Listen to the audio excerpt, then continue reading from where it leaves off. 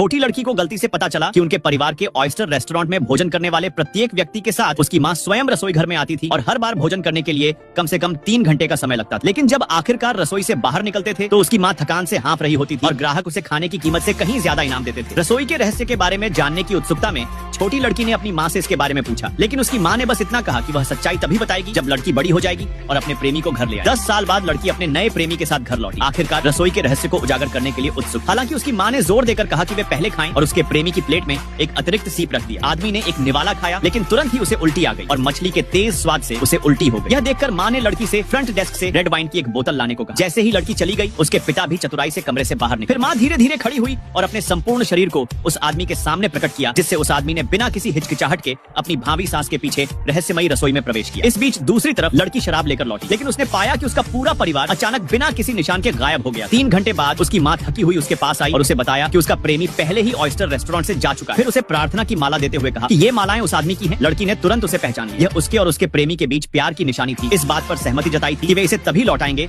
जब वे संबंध तोड़ना चाहेंगे। वह समझ नहीं पा रही थी कि उसने अचानक उसे छोड़ने का फैसला क्यों किया। अगली सुबह उसका प्रेमी रेस्टोरेंट में वापस आ गया। लड़की उसके पास भागी और ब्रेकअप के लिए स्पष्टीकरण मांगा, लेकिन उस आदमी ने उसे जमीन पर धकेल दिया, उसे दूर रहने और सीप खाने में हस्तक्षेप न करने के लिए कहा और वह सीधे रसोई में भाग गया। लड़की ने उसे रोकने की कोशिश की, लेकिन उसके पिता ने उसका रास्ता रोक दिया। उसे चेतावनी दी कि वह कभी भी रसोई में पैर न रखे। उस समय उसने अंदर से अपनी माँ की भारी सांसें सुनी।